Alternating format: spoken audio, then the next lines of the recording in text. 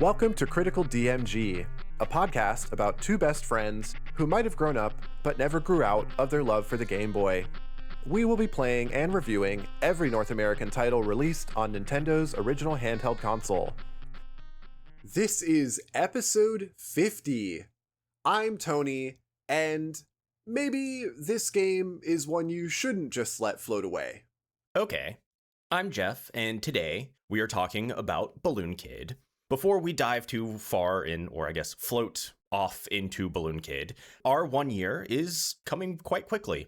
As Tony said, this is episode 50, so in two more, episodes, we are at 52 and, kind of our fun little 1 year anniversary or 1 year of doing the show. So, as we mentioned last time, we do have a plan to do a shortcuts with a little bit of a Q&A and just some of us yapping about the show over the past year that we'll release over on Patreon for any of our members over there. So if you have any questions that you might want to ask us or know about, pretty much reach out wherever you can, comment here, contact us on Blue Sky, email us at criticaldmgpod@gmail.com. Really, however you want to contact us, let us know and let us know any questions you have. Ooh, 50 episodes. Well, and then 52 episodes, so we'll have like a whole deck of Critical DMG shows by the time we hit the 1 year, which, wow.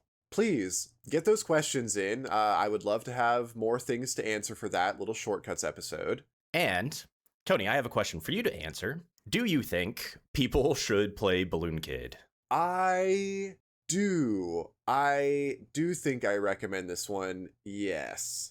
Okay, I'm a pretty hard no on this one, so we'll get into that as usual and kind of explain some of our differing views.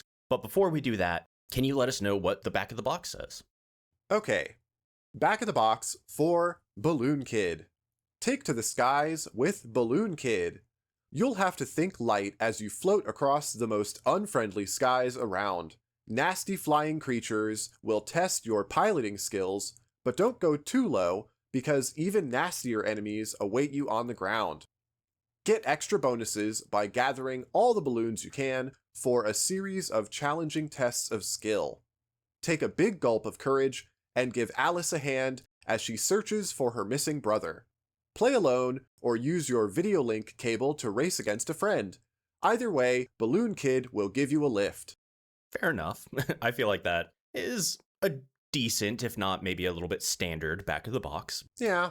Balloon Kid released in October of 1990, published by the one and only Nintendo. Mm-hmm. An in-house game, I suppose. It's been a while. It has, yeah. And it's kind of the sequel, I guess, to Balloon Flight, which was released in 1984 by Nintendo and HAL. So a couple names that are pretty big hitters that we haven't seen in a while. But that's Balloon Kid. I have not played a lot of Balloon Fight. I'm familiar with it, the original, but it's not a game that I have played a bunch in either like an arcade or console form, but I think it's fine. I've played quite a bit of this one, actually. Oh, yeah? I came into this game already having played it plenty of times. I tried not to let that color my opinion too much of already knowing what to expect and everything, but we'll just have to, I guess, see how that goes. Yeah, I haven't played Balloon Flight. I guess it came out for the NES, so I didn't play that. I guess it's similar to Joust if you ever played that way back. Right. Where you're kind of, trying to pop each other's balloons, and it's more of like a, versus thing. This is quite a bit different than that, but unless you have anything else kind of in the background, we can dive into exactly how this is different with the mechanics. Yep, I'm ready to get into it. All right, let's do it.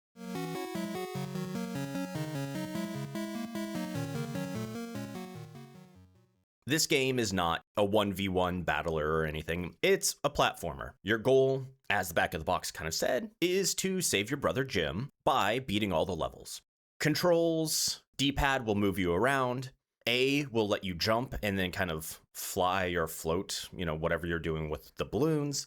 B will release the held balloons that you have. And then if you push down on the D-pad 4 times, while you're on the ground, you will pump up a new balloon. So those are kind of the controls. And before I ask you how your gameplay was, I think we can all agree that if, we were developing our own platformer or, making our own game, we would want it to be super floaty, non-responsive, and to kind of be stuck to an auto-scrolling screen. So I think we can all agree on that. And that is sarcasm, but that is exactly what this game is, in my opinion.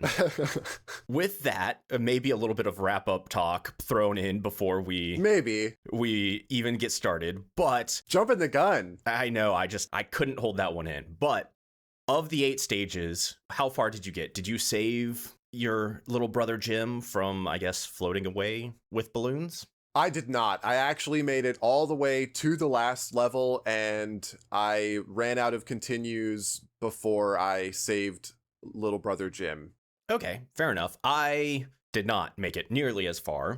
I did watch the speed run, which is around 28 minutes, if anyone's interested. Mm-hmm. And because it is an auto-scroller, that is kind of how long it will take. Right. I guess unless you're dying and resetting and stuff like that, but that's kind of the game. I think I made it to maybe level 2 or so. Ooh, uh-huh. And yeah, really just kind of got frustrated or bored or tired of playing the single-player version of the game, so I just kind of stopped at that point.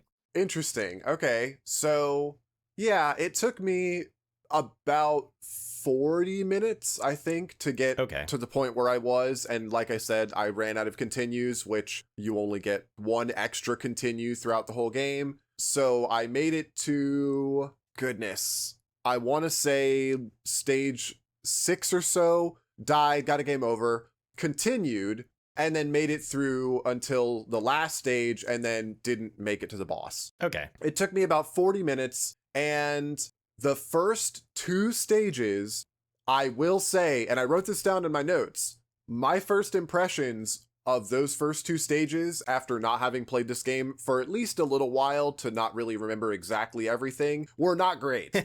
It was slow, and I was constantly wishing that I could push the screen farther, faster, because just nothing was happening. And then after I moved past those, the game really starts to pick up. It really starts to get to a point where there are enough enemies on screen and you're having to navigate different parts of the level terrain and stuff in what I consider to be kind of interesting ways. And especially with the boss fights thrown in every couple stages, it keeps things fresh and interesting, even though at no point am I ever glad that it's an auto scroller. Like, there's no real reconciling that, I'm afraid. Yeah, I think that's probably my biggest issue with it, is that sure, you're stuck in kind of this auto scrolling thing, and then if you jump straight up, you can't really move unless you're also hitting A. So it does kind of make sense if you're trying to think of like balloon physics, I guess. If you jump straight up and hit left or right after you've jumped, you're not going to move. You're not going to move until you hit A again and do kind of your little... It honestly kind of felt like a little bit like Flappy Bird, or like the... almost maybe like swimming underwater, obviously, in Mario, or some of those things where you hit A and you kind of like bounce up a little bit. As you're doing that, if you hold a direction, you do kind of move in that way. And then it starts off relatively slow. You jump straight up, you then hold left, hit A again, hit A again. You will incrementally start going quicker until you're actually going relatively fast.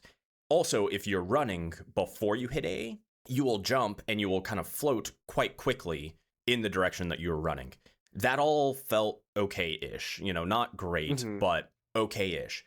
But then, you would be running, you would jump, you would keep a lot of that momentum, and then you would literally bounce off the front of the screen, waiting for it to scroll.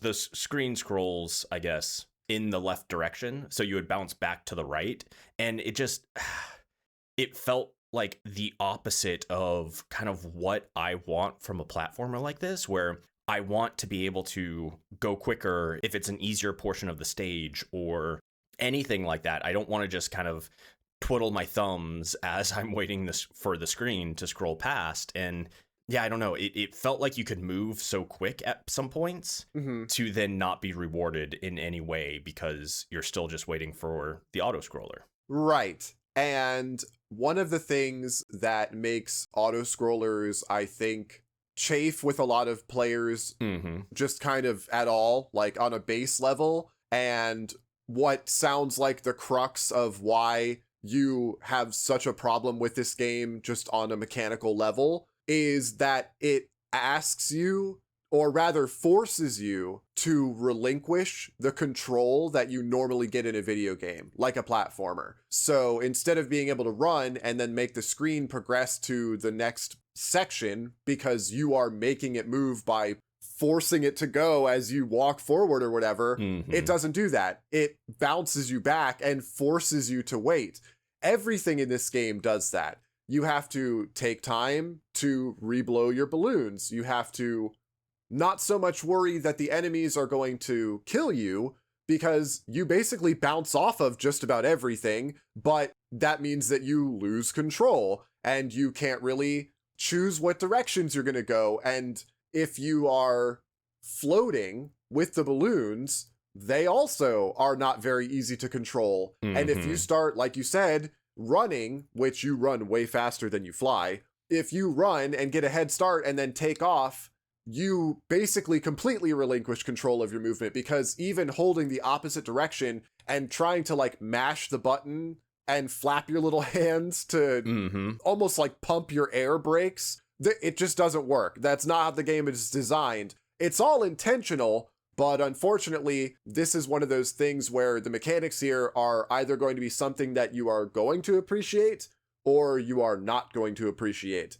And there's not really anything you can do about that, because you either play the game according to how it wants you to, which is a lot of waiting and just seeing what it's going to throw at you, or you're probably going to, no pun intended, bounce off of this.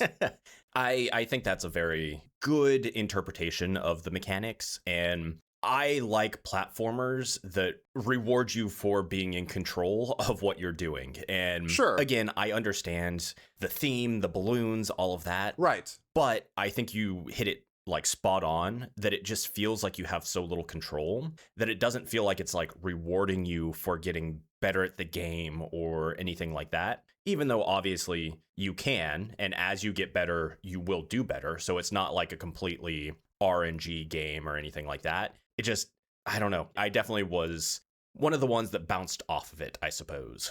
So I agree with that. I do agree that to an extent, when you are playing this game, it feels like it's not something that you can just improve on, because the way that you just sort of have to throw your hands up if you get caught in a bad way, you know, like bouncing off of something, and then it just rockets you around the screen or whatever. That, I totally get what you're saying, how frustrating that can be. But I feel that because all of the levels are laid out the exact same every time, they're not just like randomly throwing stuff at you or whatever, it's the same pattern every time, you could figure out how to get through these levels and learn when to expect the enemies to come out whenever. And that can be the progression that helps you get better, to kind of make up for the fact that you don't have as much control once you actually take off and are in the air. Yeah, I think that's fair. I think that's a good take on it. I, again, personally just didn't find that a fun mechanic to deal with, but I can definitely, I guess, understand that. You did mention bosses, which just... Yes, that was what I was going to say next. To quickly, wrap back to that, every 2 levels, so 2, 4, 6, 8, there is a boss. You have a wolf, Wacka Wacka Wolf, which we'll get into that, but I'm a little sad that's the only one that's in the manual. You then have a shrimp, a snowman, and a robot as your kind of 4 bosses. They're kind of quintessential, platformer bosses. You jump on them in varying ways. Yeah. And that's it. So an interesting take, I think.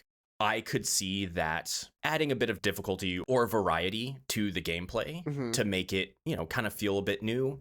Yeah, again, just wasn't enough for me. Yeah, I think it is. I think that's really what it is that this game just didn't gel with you, like, on the mechanical level, because the bosses were probably one of the highlights Mm-hmm. as far as the game's mechanics really kind of showing that they could be used in different ways, particularly the shrimp.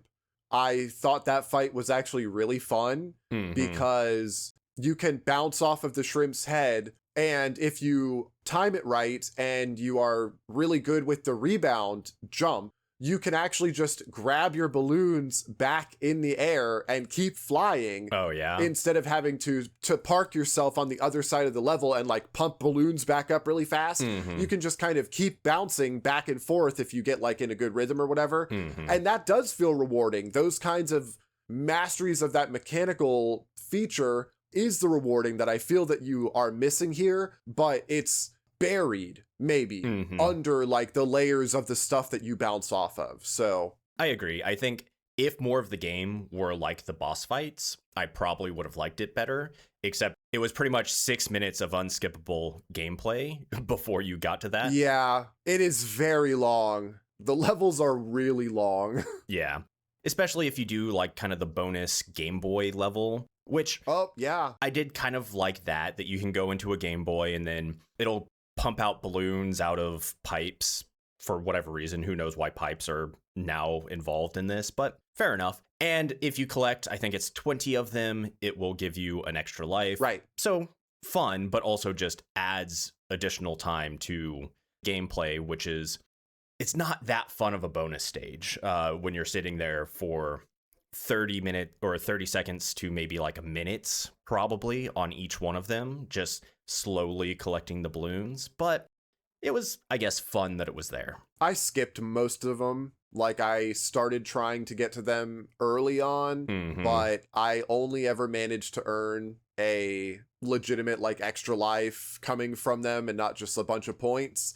I think one time. And so after that, I just figured it wasn't really worth it anymore. It probably was. The extra lives might have saved me Mhm. toward the end there, but I did end up skipping most of them. I liked that they were there, but it's all the same thing every time. So Yep. once you've done it a couple times, you've done it every time. Agreed. And the last thing I have for the mechanics is we've been talking specifically about the single player mode. There's also a versus mode and a balloon trip mode. I didn't play the versus. From what I can tell, it's kind of like two players racing to complete the level. Huh. And I guess you can like pseudo attack each other and pop their balloons. So I guess if you pop their balloons and they, fall in the ocean or whatever, you automatically win. But I did play Balloon Trip, and essentially that is just you ballooning through kind of like an obstacle course to try and collect balloons and get a high score. Yeah, it's like an endless mode. Yeah. Personally, for me, I just stayed at the back of the auto scroller because it's also an auto scroller, and I let the screen just push me. So I didn't have to control left and right. And then I would just hit A to go up and down. And I didn't get super, super far, but that's kind of how I handled that game. I tried a few times, actually, I think playing as intended, moving left and right, and I just died very, very quickly. So, maybe I was not playing that as intended, but that's kind of how I played it. And I guess it was nice that it was there, but didn't really add any enjoyment to the game to me. So Sure. If you didn't like the single player, like the normal adventure mode or whatever, I can't imagine that you would like just a endless version of basically that exact same thing. So yeah, I can see that it wouldn't really appeal. My last thing mechanically is that the game is kind of hard, especially after about the midway point or so. The difficulty really kind of picks up. I don't think that it's ever not doable, like really overly difficult in a way that's like frustrating and makes you want to quit. I definitely feel like I could beat this game if I sat down and tried at it again, but the difficulty is something to be aware of in basically like the back half of the game. And the only thing you can really do to offset that is find the power up every once in a while that makes you invulnerable and actually makes the screen scroll faster in a couple levels, which is really nice. Oh, I didn't notice that. Yeah, it's well, in some of the later levels, the screen already scrolls faster, so if you get the power up, it doesn't matter at all. But in the slower levels, it makes the screen go faster. So Okay. I don't really know what that was about, but like you can pick that up and it makes it so that you're invulnerable and it knocks enemies away. And I can tell you that one of the later levels, which Jeff, you said you watched the speed run. Yep. The level with the stars that instantly electrify you if you touch them, or if your balloon touches them, that was probably one of the only times in the game that I really started to get frustrated. But even that didn't last super long, thankfully. So that's what's in the balloon trip mode, is the right. Those are the obstacles you're avoiding in the balloon trip. Yeah. So you have to avoid them or else, it's an instant loss. I think with that, we're done with the mechanics. Yep. And we can take a quick break and then come back for the creative discussion. Sounds good. Ad break.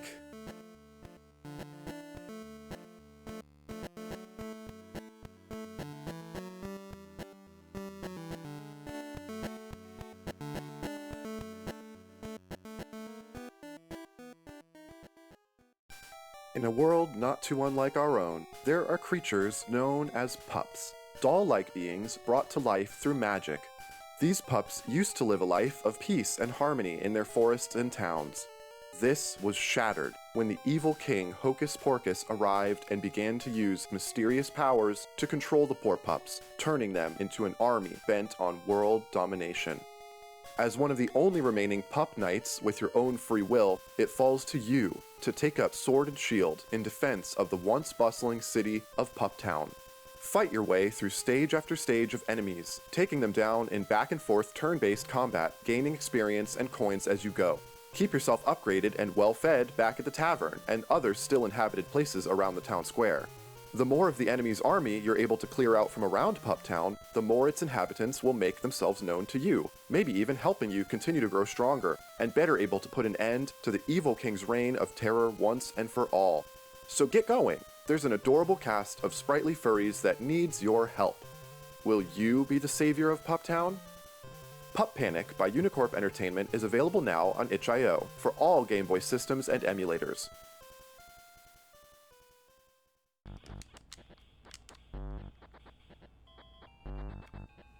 Dang it! What's up, sport? This game is too hard. Aw, don't let it get you down.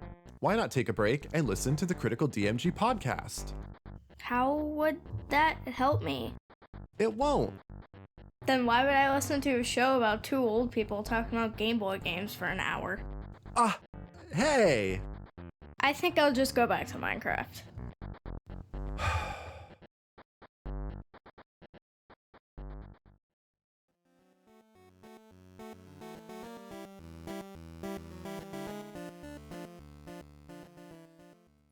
And we're back. I think the music here is pretty great. Really? Actually. Which I think goes without saying. This music is kind of like shows up a lot in other Nintendo stuff, so other people must also think pretty highly of it, I guess. At least like the main theme and stuff. But I think it's pretty good. It's charming, very like fantastical, kind of what I would expect from like a kid's adventure sort of a deal. Why? I feel like you're about to be like, no, it's the worst thing I've ever heard in my life, Tony, you're crazy. No, not at all. I have that the music is like relatively mediocre. Maybe that's just a bad take and I'll happily accept that. I think other things also potentially colored that, but yeah, sure. Yeah, I have that the music is maybe a bit mediocre. Definitely not bad by any stretch. I do think some of the sound effects were a bit harsh or bad or grating. Yeah. I kind of love and hate the alligator sound effect or the crocodile sound effect. It's just very, I don't know, abrupt and almost, a bit like grating or harsh. I kind of liked it, but then I also was like, this is annoying, and I was happy when I got past those sections. So I don't know. I think I'm willing to say music is okay. Sound effects were questionable. Yeah, I think the sound effects were pretty all right. I actually kind of found the like stepping noise endearing after a while. You know, when you're running Alice along the level, the little like pep, pep, pep, pep, pep noise that every footstep makes. I think I was annoyed at first, but it kind of grew on me, and I think a lot of the sounds did grow on me after a while. So yeah, I think music and sound overall here pretty good. Definitely higher overall than maybe some of the other more recent stuff that we've had. Oh, for sure. I would agree with that. And the visuals are phenomenal. Like, oh, absolutely. I obviously have not said a whole lot positively about this.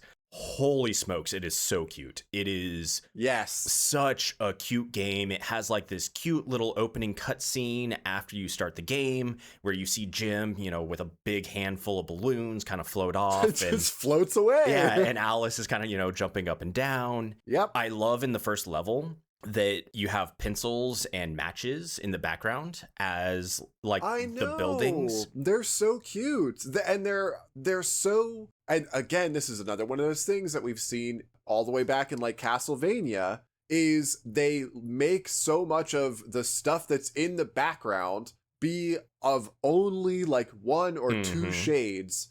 And so it makes it look like it's farther away or like in the background because it's lighter than everything else that you're running around on. And it looks so great here. Yeah.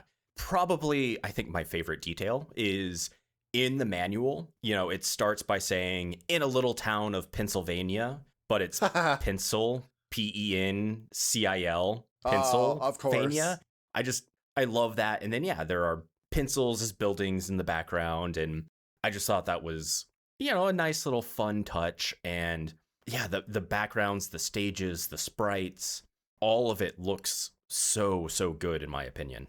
It's all so whimsical. And while I won't say that I find it very cohesive, like it doesn't make any sense where you're going, you know, the locations that you're going through, the enemies or anything like that. But I don't think that it needs to, because if the idea for the game's story is that a little girl has a little brother and he gets floated away because he held on to too many balloons at the same time or whatever, obviously the idea here is very fantastical to begin with. And this is just Tony going out on a narrative limb here. The main character's name is Alice. So if any character was already predisposed to go on some sort of daydreamy, whimsical, surrealist adventure to rescue someone or do whatever else, I would think that it would be this little girl named Alice. That's fair. I don't know that it needs to be cohesive in any kind of way. I think it's fine that you go from Pencil and Matchstick City to caves, to iceberg areas, to like castles or whatever else. It's fine. And it's all depicted in so much adorable detail that you really can't do anything other than just like smile at all of the wacky stuff that's there. Yeah, I almost feel like it is cohesive in its incohesiveness, if that makes any sense. It kind of like goes out the gate with that understanding of like, this is not going to make sense. We have a skyscraper, like a 20-floor building that looks like a pencil. We have 10 of those. It kind of goes out the gate of this is not going to necessarily make sense or be realistic. And I think it does a very good job of that. And it does a good job of, just being very cute and charming in a lot of the ways that it is like, not real to life or does not make sense. Right. I love in the manual, and I kind of alluded to this earlier, at least the one I found has very cute depictions of most of the different enemies. Again, only one of the bosses, a little sad. I would have loved to see like the shrimp boss cartoon. Oh, right. Absolutely. The snowman. They also have names. So like Chow Chow the alligator or Wonka the walrus. They all have these kind of like fun little names, and I just love the aesthetic of this game. And I think the characters they have in the manual are quite cute. I think the sprites are very well done as well. I wish I liked the gameplay and the mechanics more because visually, I really, really enjoy this game.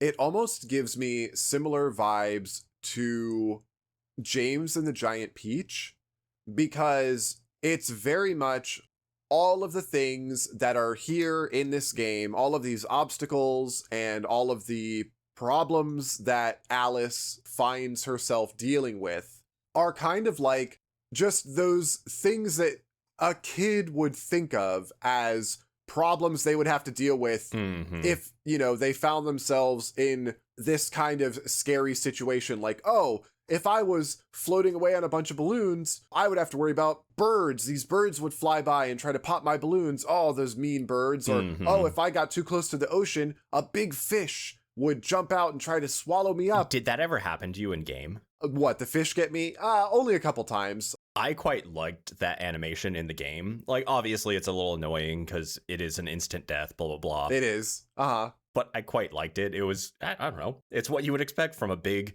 floppy fish to come and just kind of chow down on you as the player. And I quite like that animation. All the animations are good. I like the little balloon pumping animation. My 9-year-old absolutely adored the way that the balloons just kind of like bob back and forth the whole time that the level's going on. A lot of it's very simple stuff. Most of the animations for especially things like enemies is only a couple frames here and there, but it breathes a lot of life into a world that kind of already has a lot of it. Yeah, I agree. I think that brings me kind of back to my wrap up, unless you have something else for the creative specifically. Only that I really love the fact that the bonus level doorways are just Game Boys showing the game that you're playing right now. Yeah. That's just such an amazing touch. I loved that so much. Yeah, I also thought that was a cute touch. Yeah, I think I already kind of hit the nail right on the head at the beginning with kind of my thoughts on it. I feel like this game was adorable. I loved the aesthetic of it. However, as a platformer, it just felt so floaty and unresponsive. And I get that that's probably what they were going for, but in our most recent DMG in Japan, I played Parasol Himbe, and I talked about the floatiness of that game and kind of how bad that felt. Right. This was that times like 100, orders of magnitude worse. And I think I personally just really do not like platformers like that. You know, if you're more tolerant to that, then probably give this game a go. But because that is just such not how I want to play platformers, I 100% bounce off of this one. Which is fair. I definitely want to make sure that this is not like Jeff saying he would not recommend this game is like nobody should come to Balloon Kid regardless of whatever. That's just not how things are done here on Critical DMG. So it's nice that it's nice that we actually have such a stark split. I don't know that we've really had one of those in a little while, but I think this game is pretty good. I don't love it.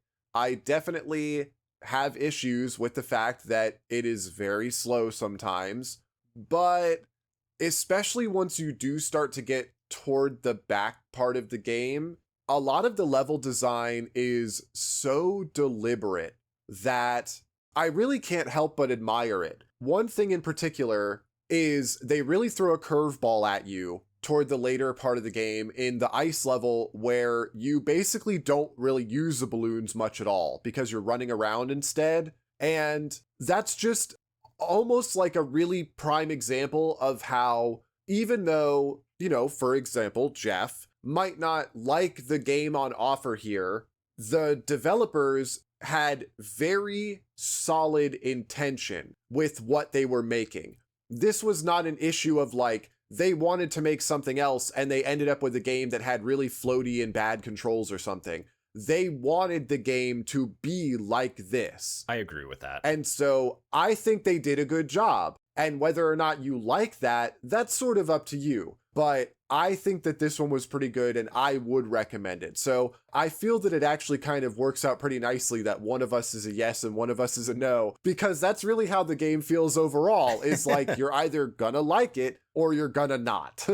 Yeah, exactly. I think it doesn't feel floaty and bad because it feels, janky or unintended. It feels like that's the intention. Yeah, 100%. Exactly like you said. I just didn't like it. Also, I found it interesting. Apparently, you can beat the first 2 levels without balloons at all. I didn't try that, but apparently you can. I think I read that as well. Yeah, that's interesting. But anyway, wrap-ups aside, I think that makes it quiz time.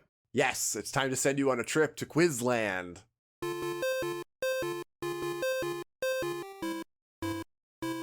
So, I'm currently at 81.9%, so just below 82. Let's see if this quiz treats me better than I guess the game did. Okay. How scared are you for Balloon Kid quiz questions? I don't think I have a lot of knowledge outside of what we've already talked about, so that does make me a little concerned, but we will see. How many questions do I have in this quiz that are actually about balloons? Let's find out. Balloon Kid quiz. Question 1. Like many other games we'll cover on the show, Balloon Kid never got a proper sequel here on the Game Boy or anywhere else. I feel like I've said that a lot, actually. Nintendo would, however, upgrade and adapt the game a couple times over the years. The first I want to talk about is the Famicom adaptation that came a solid 2 years after the original Balloon Kid was released.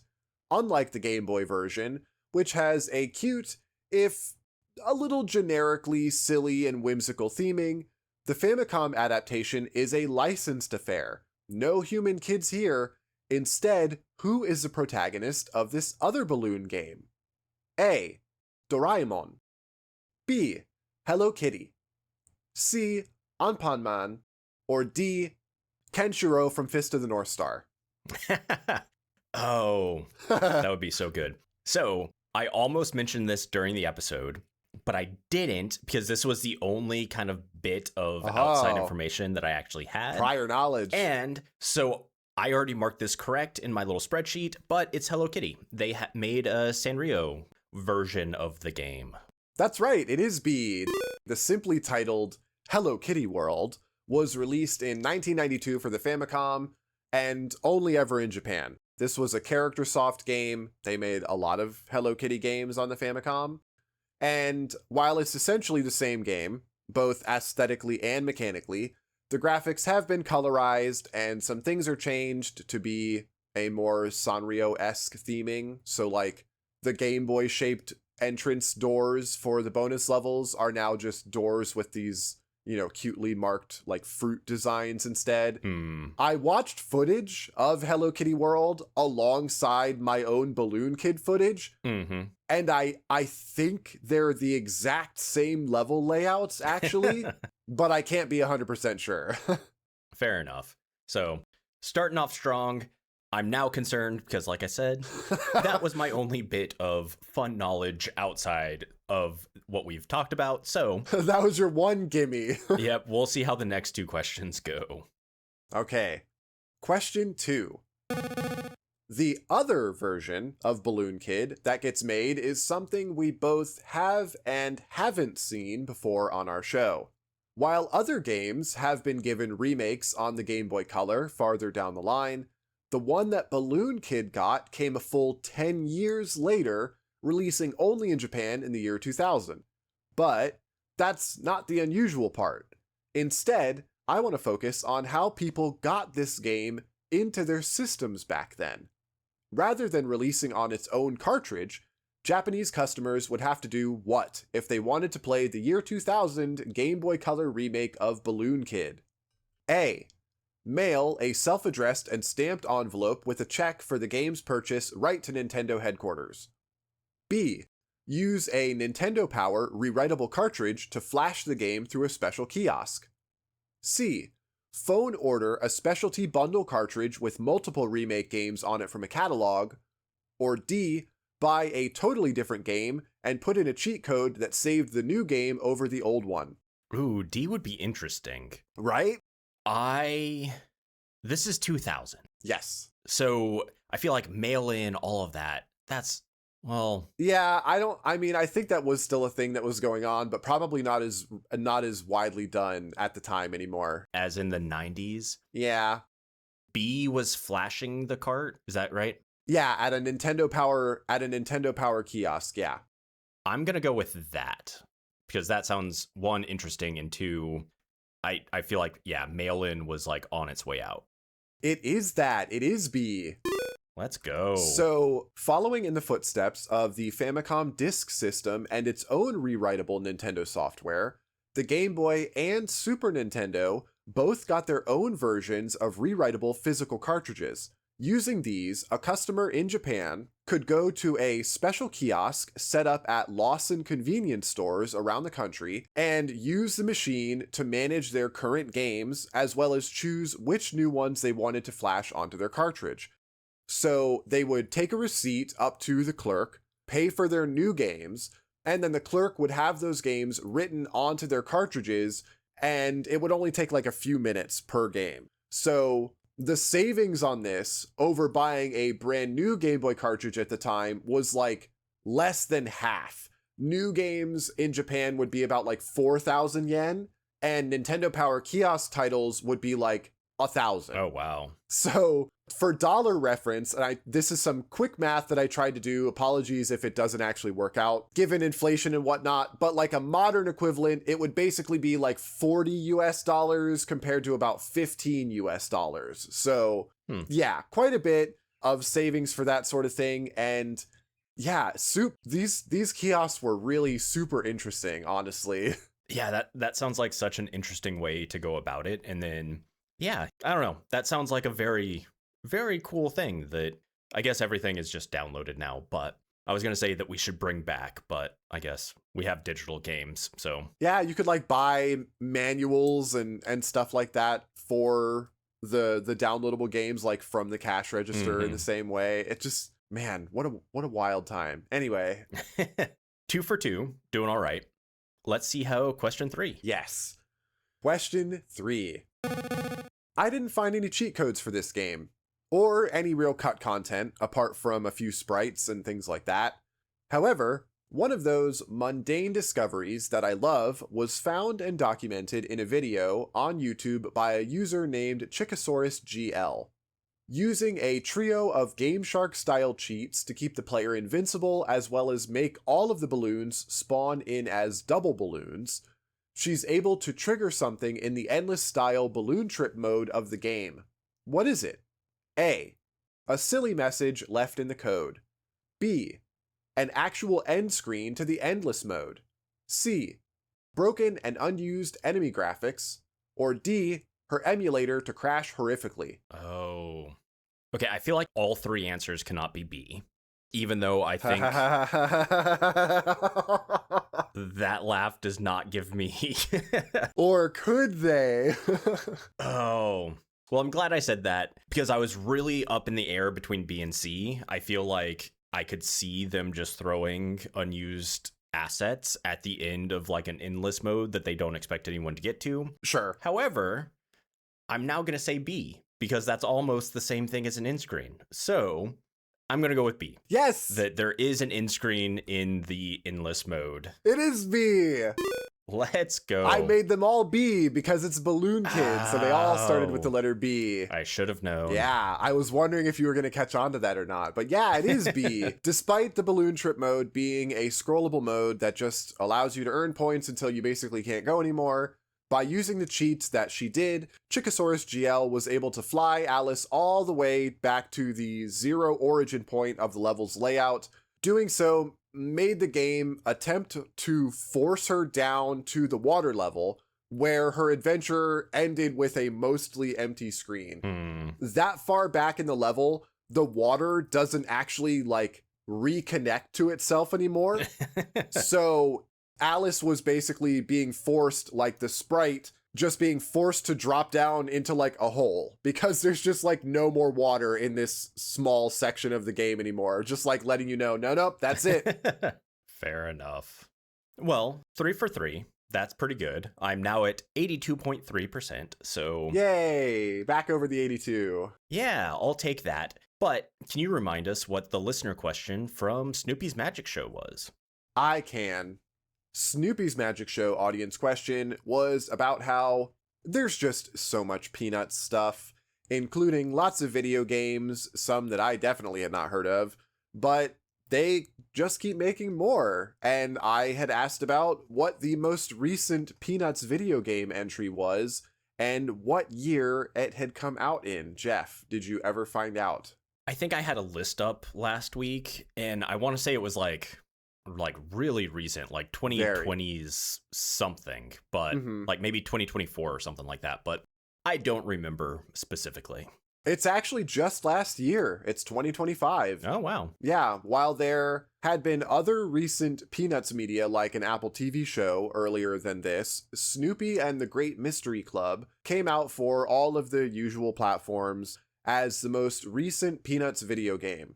I haven't played it. I think it looks cute. It kind of looks like the Peanuts movie that was released, I think back in like the 2010s or so, and that movie is amazing. So it looks really cute, but I've just had other games higher on my list to check out. So if anybody else listening to the show is a Peanuts fan and has given it a shot, I would certainly love to hear about it.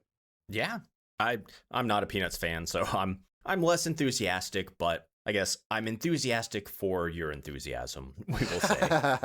I'm happy you're happy. With that, what is the listener question for this week? Okay, Balloon Kid listener question.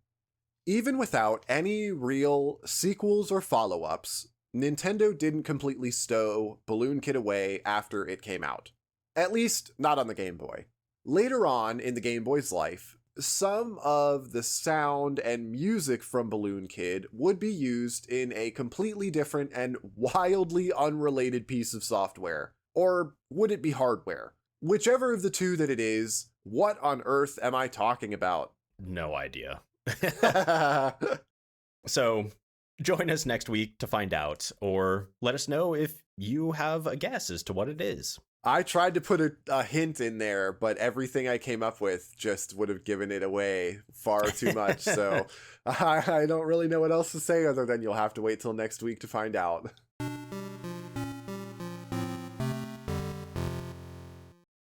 Thanks for listening to Critical DMG. If you would like to support us further, you can find us on Patreon at patreon.com/criticaldmgpod. Join us there for monthly newsletters and extra content. Otherwise, please leave a review wherever you get your podcasts, and maybe recommend us to your friends or anyone else you might think that would like the show. It really helps us out, and we appreciate it. With that, I think we are at the end of Balloon Kid, so good riddance for one of us, sad goodbyes for the other. But join us next week when we play Bubble Ghost. I know nothing. I'm going in entirely blind. I also know nothing. Also, those two words don't make sense together to me, but we'll figure out what Bubble Ghost is next week.